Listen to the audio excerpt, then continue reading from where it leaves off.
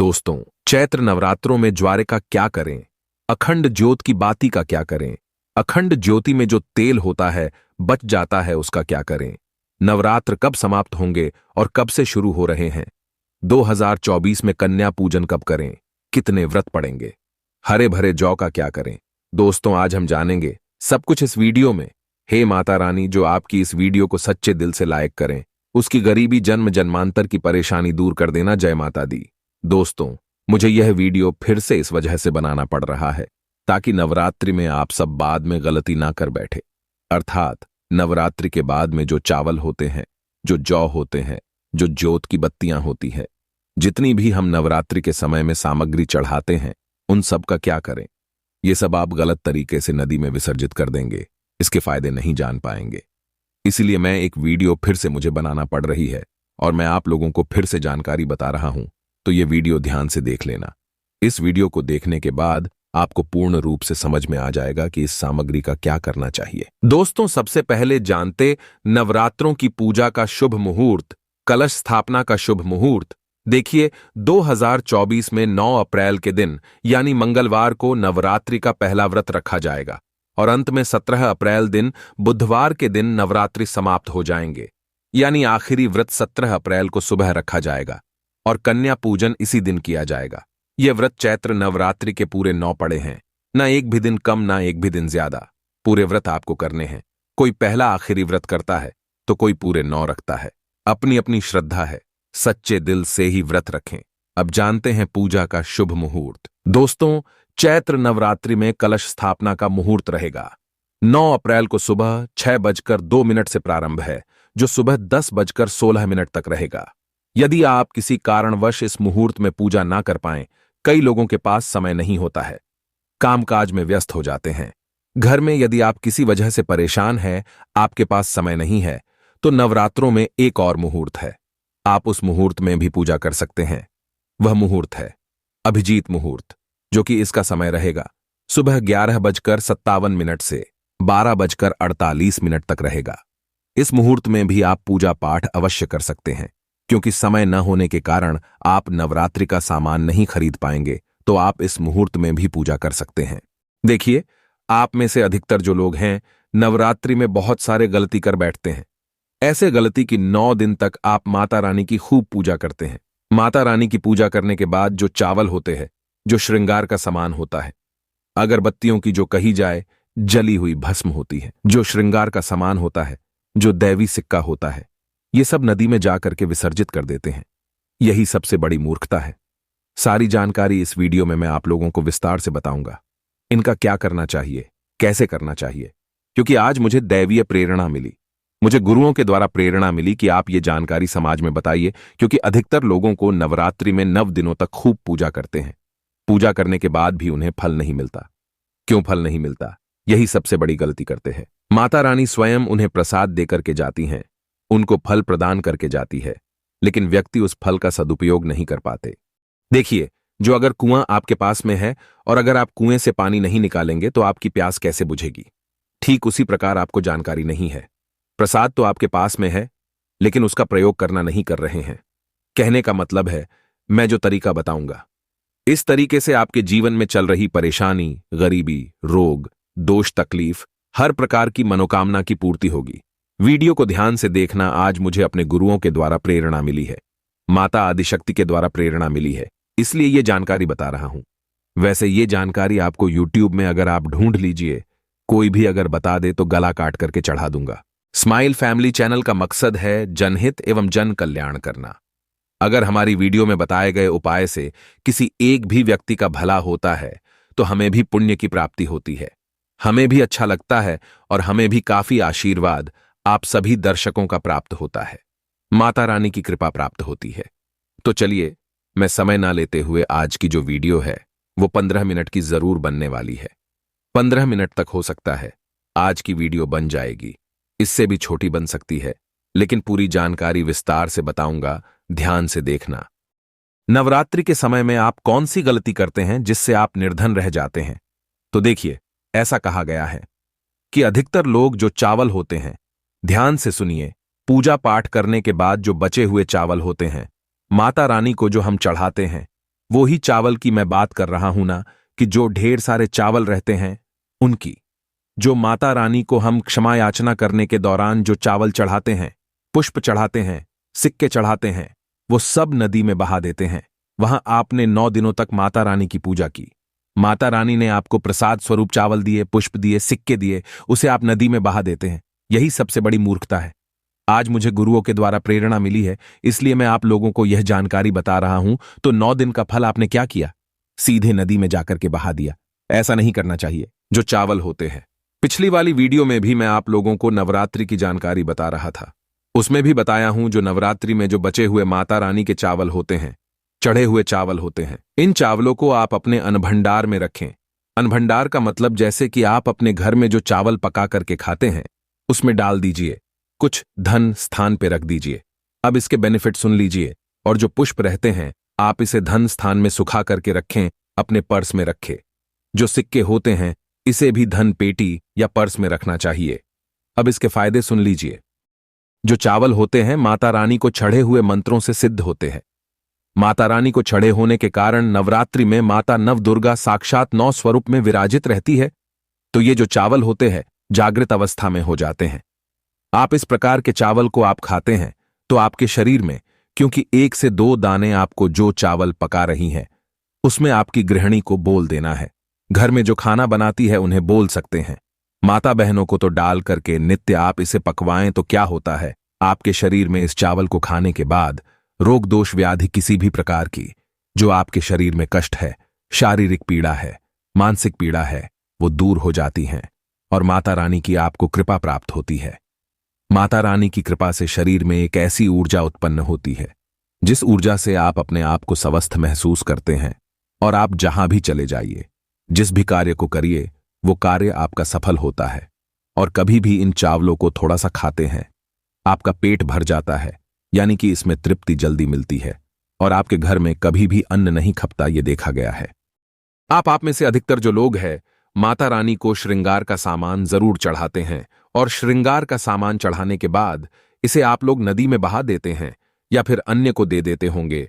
तो ऐसा नहीं करना है। जो श्रृंगार का सामान आप चढ़ाते हैं माता रानी के लिए, 9 दिन के बाद इस श्रृंगार के सामान को आपके घर की जो शादीशुदा महिलाएं हैं उन्हें देना चाहिए। इससे क्या बेनिफिट होता है? इससे अखंड सौभाग्य की प्राप्ति होती है। जब तक वो माता बहनें श्रृंगार करेंगी, जो भी माता रानी को चढ़ा दिया हुआ आपने दिया, श्रृंगार करेंगी, तब तक अगर साक्षात स्वयं काल भी उनके पास आ जाए उनके पति को ले जाने के लिए, मृत्यु के घाट उतारने के लिए, तो उनका बाल भी बांका नहीं कर पाएगा। अखंड सौभाग्य की प्राप्ति होती है। महिलाएं घर की साक्षात लक्ष्मी होती हैं। इसीलिए जो बचा हुआ माता रानी को चढ़ाया गया श्रृंगार का सामान होता है, माता बहनों को देना चाहिए। अब इधर मैं आप लोगों को बताना चाहूंगा, आप में से अधिकतर लोग जो जोत का बचा हुआ तेल होता है इसे क्या करते हैं? नदी में विसर्जित कर देते हैं। सबसे बड़ी यही गलती है। जो जोत का बचा तेल होता है, 9 दिन तक जो जोत आप लोग जलाते हैं, तो क्या होता है? 9 दिन तक जोत जलने के कारण जोत में जो तेल बचा हुआ होता है, जागृत अवस्था में होती है, जागृत चीज ही अपना पूर्ण से प्रभाव दिखाती है। आपने देखा होगा सभी मूर्तियों की पूजा नहीं होती। जब कुम्हार मूर्ति बनाता है या फिर पत्थर वाले जो कारीगर मूर्ति बनाते हैं, तो उस मूर्ति की पूजा नहीं होती। उसी मूर्ति की पूजा होती है जिसकी प्राण प्रतिष्ठा हो। तो कहने का मतलब है कि जोत का जो बचा हुआ तेल होता है, जोत जलने के कारण जागृत अवस्था में हो जाती है। तो अगर आपके हाथ पैरों में दर्द होता है, किसी ने आपके ऊपर काला जादू कर दिया, आपको शंका हो रही है, तो इस सिचुएशन में आप क्या करें? जो जोत का बचा हुआ तेल होता है आप अपने सिर में लगाइए। शरीर के 7 हिस्सों में लगाना होता है।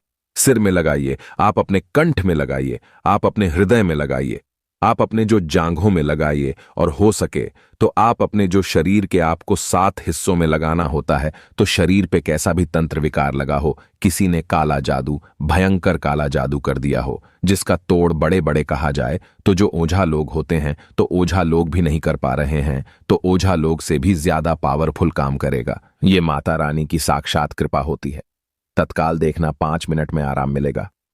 आज हमें हमारे गुरु के द्वारा इस वजह से प्रेरणा मिली कि यह जानकारी समाज में बताई जाए। इस जानकारी से आपका भला होगा। अब जो ओझा लोग हैं, इनके चक्कर आपको लगाने की जरूरत नहीं है। 9 दिन तक पूजा करते हैं, पूरे 1 साल के लिए जोत का बचा हुआ तेल बचा करके रखें। सिरदर्द होता है, सिरदर्द वाले हिस्से पे लगा सकते हैं। अगर किसी कारणवश कभी कभी ग्रह नक्षत्रों की पीड़ा के कारण सिरदर्द होता है तो वो सिरदर्द होना बंद हो जाता है। यानी कि जितनी भी परालौकिक शक्तियों के कारण आपके जीवन में परेशानी आती है, सिरदर्द हो रहा है, शनि है, राहु है, केतु है, दुष्ट शक्तियों के द्वारा आपको सताया जा रहा है, तो यह तेल 7 हिस्से में बस लगाना होता है। शरीर के 7 हिस्सों में लगा लीजिए। सिर, पैर, हाथ, कोहनी, या फिर आप अपने हृदय में लगा सकते हैं, कंठ में लगा सकते हैं। इस प्रकार से आपको 7 हिस्सों का चुनाव करना होता है। तो कैसी भी आपके जीवन में परेशानी हो, शरीर में शारीरिक पीड़ा हो, सारी पीड़ा दूर हो जाती है। चलिए मैं आप लोगों को बताना चाहूंगा। अगरबत्ती की जो भस्म आप जलाते हैं, या फिर आप गोबर के कंडे जलाते हैं, या फिर आप माता रानी के लिए जो भी चीजों को जलाते हैं, तो इनकी भस्म का क्या करना चाहिए। जलाने के बाद जो अंतिम चीज होती है वो चीज भस्म होती है। भस्म का क्या करना चाहिए, तो पूरे साल के लिए, 1 साल के लिए इस प्रकार की भस्म को बटोर करके रखना चाहिए। जो अगरबत्ती की भस्म है, या फिर कहा जाए गोबर के कंडे की भस्म रखी है, क्योंकि माता रानी को हम जो कच्ची धूप जलाते हैं उसकी भस्म भी काफी सारी हो जाती है। क्या इसे मैं नदी में बहा देना चाहिए? अगर ज्यादा है तो नदी में बहा दीजिए, बाकी कम से कम आपको 1 साल के लिए आपको यह भस्म अपने पास में जरूर रखनी चाहिए। मैं भस्म के बेनिफिट बता रहा हूं और इसके फायदे बता रहा हूं।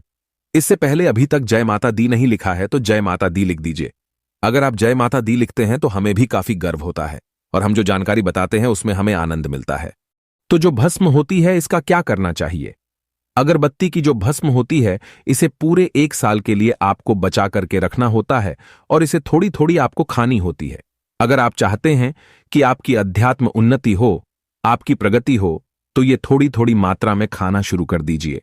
आपके जो सोचने समझने की क्षमता है इतना ज्यादा पावरफुल हो जाएगी कि आपके आसपास में रहने वाले लोग जितना सोचते हैं उससे 1000 गुना ज्यादा आपकी सोच बढ़ जाएगी। जिस भी कार्य को करने के लिए जाएंगे उस कार्य में आपको तरक्की मिलना शुरू हो जाएगी। और एक खास बात, छोटे बच्चों को गांव में चाहे शहर में रहते हैं, कहीं भी रहते हैं, नजर तो बहुत ही जल्दी लग जाती है। तो जो अगरबत्ती की भस्म होती है, माता रानी के लिए 9 दिनों तक आपने भस्म जला करके रखी है, उस भस्म का थोड़ा सा तिलक आप जो हैं उनके मस्तक पे लगाइए। या फिर चाहते हैं तो जिस हिस्से में दर्द हो रहा है, जैसे कि पेट में अचानक से दर्द हो रहा है, कई लोग प्रेत वगैरह डाल देते हैं, ये सब अधिकतर देखा गया है, इसलिए मैं जानकारी बता रहा हूं। तो उस हिस्से पे आप जो है इस भस्म को रगड़ दीजिए, अच्छी तरीके से भस्म लगा दीजिए। तो पेट में अगर प्रेत लगा हो, प्रेत भस्म हो जाएगा, बाहर निकल जाएगा। सिर दर्द हो रहा है, सिर में लगा दीजिए। यानी कहने का मतलब है कि ये आपके हर प्रकार के दुख, तकलीफ, बाधाओं को दूर करने का काम करता है। नित्य खाएंगे, अपने छोटे बच्चे को खिलाना शुरू कर दीजिए। पढ़ने लिखने में कमजोर है, ऐसे में जो बुद्धि है स्थिर हो जाएगी। कई लोग पढ़ने लिखने को बांध देते हैं, कई लोग किसी की किस्मत को बांध देते हैं। तो इन सारी समस्याओं से छुटकारा पाना चाहते हैं तो इस भस्म का तिलक प्रतिदिन जरूर लगाइए।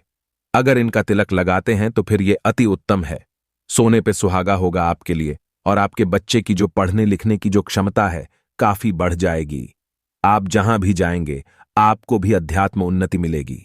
इस भस्म का जब तक तिलक आपके सिर पर लगा रहेगा कोई भी आपका बाल बांका नहीं कर पाएगा। अगर आपके ऊपर कोई व्यक्ति तंत्र विकार करता है, करने का प्रयास भी करेगा, तब भी नहीं लगता है। हमारे चैनल का मकसद है जनहित एवं जन कल्याण करना। आइए जानते हैं कि जोत की बाती का क्या करना चाहिए। आप में से अधिकतर लोग या तो नदी में बहा देते हैं जोत की बाती को, या फिर आप में से जो अधिकतर लोग हैं यह धन स्थान पे रखते हैं, इससे फायदा नहीं मिलता। ज्योत के बाती हमेशा जागृत अवस्था में रहती है। ध्यान से सुनना, ज्योत की बाती को हमेशा आप जो है अपनी बाजू पर पहनना, बाजू बंद की तरह आपको इसे पहनना चाहिए। इसे भुजा में पहनना चाहिए। हमारे कई ऐसे तांत्रिक महात्मा तथा कई सारे से तांत्रिक लोग हमारे साथ जुड़े हैं। तांत्रिक महात्मा भी है। तांत्रिक महात्मा क्यों बोल रहा हूं? क्योंकि उन्हें तंत्र की भी जानकारी है। वो एक प्रकार के महात्मा भी है, उन्हें धर्म की जानकारी भी है। तो मैं उन्हीं के आधार पर मैं जानकारी बताऊंगा कि ज्योत की बाती को हमेशा बाजू में बाजू बंद की तरह पहनना चाहिए। अगर लड़की है तो लड़की इसे अपनी भुजा में आपको इसे पहनना चाहिए। क्यों पहनना चाहिए? क्योंकि ये कोई साधारण बत्ती नहीं है। ये साक्षात मां दुर्गा का आशीर्वाद होता है। ये साक्षात मां दुर्गा की कृपा होती है, प्रसाद होता है। 9 दिन तक अखंड जलने के कारण ये चैतन्य हो जाता है। इसमें प्राण आ जाते हैं, इसमें शक्ति आ जाती है। इसलिए इसे पहनने के बाद निम्न प्रकार के फायदे मिलते हैं। अगर आप इस प्रकार के फायदे लेना चाहते हैं तो ये ज्योत की बाती अवश्य धारण करें। इसको धारण करने के बाद जो 9 प्रकार के फायदे कहे हैं संत महात्मा ने, वही फायदे मैं आप लोगों को इस वीडियो में बताऊंगा। अभी तक कमेंट बॉक्स में जय माता दी नहीं लिखा है तो जय माता दी लिख दीजिए, और वीडियो को लाइक नहीं किया है तो वीडियो को लाइक कर दीजिए। प्रथम फायदा अकाल मृत्यु एवं दुर्घटना से बचाता है। अगर कोई भी व्यक्ति इसे बाजू में पहनता है, धारण करता है, तो ऐसे व्यक्ति की कभी भी दुर्घटना नहीं होती, ऐसे व्यक्ति की कभी भी अकाल मृत्यु नहीं होती, क्योंकि ऐसे व्यक्ति के साथ में साक्षात मां दुर्गा की शक्तियां चलती हैं। ये जो आप धागा धारण कर रहे हैं ना, ये आप जो बाजू में बाती पहन रहे हैं, ये कोई साधारण बत्ती नहीं है। ये साक्षात नव दुर्गा का आशीर्वाद होता है, एक प्रकार का सुरक्षा कवच होता है। तो इसे पहनने के बाद कभी भी अकाल मृत्यु नहीं होती एवं दुर्घटना से यह हमेशा बचाव करने का काम करता है। इसका दूसरा फायदा नजर दोष एवं तंत्र बाधा से बचाता है। आप में से अधिकतर लोग हमें बोलते हैं कि नजर दोष से परेशान रहते हैं। क्या करें तो अगर आप नजर दोष से बचना चाहते हैं, आप चाहते हैं कि आपकी अध्यात्म उन्नति में किसी की नजर दोष ना लगे, आपकी उन्नति हो, प्रगति हो, तो बिल्कुल ही इसे धारण करिए। नजर दोष एवं तंत्र बाधा से बचाता है। कितना बड़ा तांत्रिक व्यक्ति क्यों ना आपके ऊपर में तंत्र क्रिया कर दे, वह तंत्र क्रिया नहीं लगेगी, सदा आप बच्चे रहेंगे। इसका तीसरा फायदा भूत प्रेत एवं नीच शक्ति से बचाता है।